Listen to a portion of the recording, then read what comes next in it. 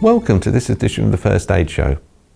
Once you've dealt with an incident, it's a good idea to reflect on how you and your team dealt with it, and could you have done anything differently? We asked a paramedic about reflection after an incident.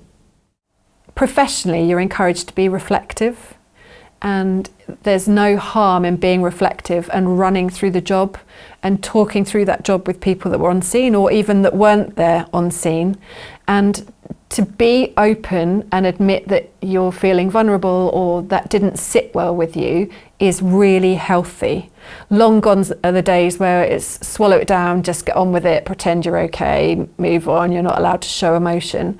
It's actually actively encouraged that if it feels uncomfortable, address it. Don't just put it in a box, because it will come back later and hit you harder.